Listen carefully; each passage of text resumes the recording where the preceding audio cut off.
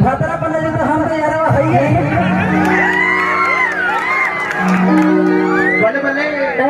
कि दीदी तेरा